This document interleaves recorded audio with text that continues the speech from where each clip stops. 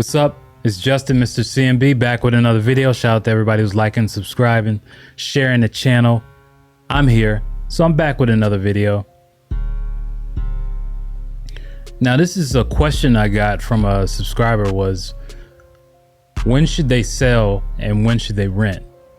Now, the thing is, it's different strokes for different folks. I honestly don't believe there's a right answer in general, but there's a right answer for you and your situation at the moment.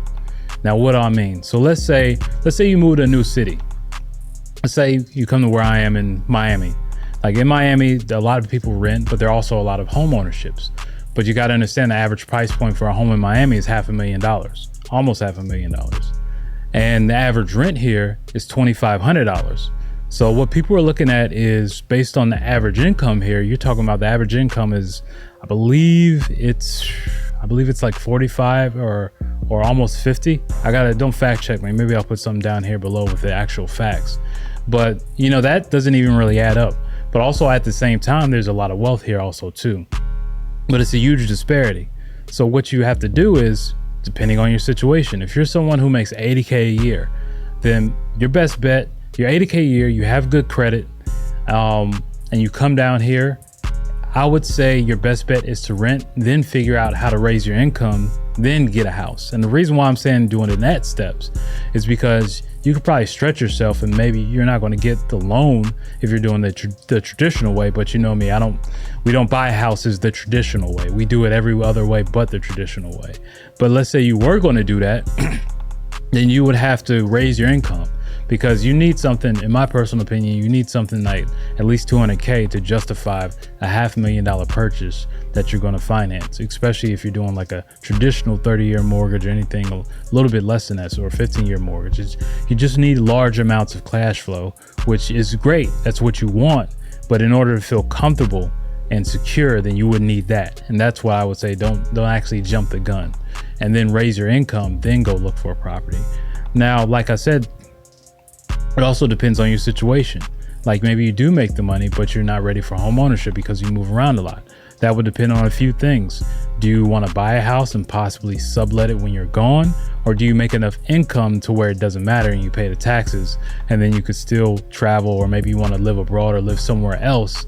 Then it would just make sense depending on your income and then depending on who you are. Because some people will just buy that just because they want their own home and they don't mind paying the extra bill because they make the money to be able to not justify being there 365 days a year.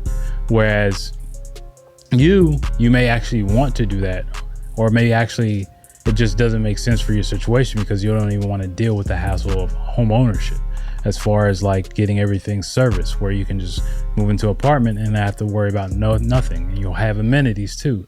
So there's no real right or wrong answer. The answer is look at your situation, look at what you can afford, but also look at where you need to make more money at, and that's the most important thing. But also you have to remember there's more than one way to get into home ownership. More importantly, more than one way to benefit and make money on real estate. If you're already dealing in real estate, you might as well make money on it. Me and my team we do wholesale auction property. So that's what I would recommend, especially if you want to do it part-time and actually make some money and not really spend all this money on marketing, and also just be able to have some sort of a life because you're not dialed in to cold calling and do all these things. Then there's nothing wrong with those things. Those things work. I've done it before. Me and my team, we've done it before.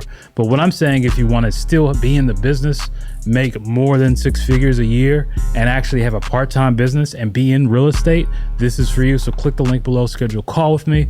But with that said, whatever your situation is, it's customized to you.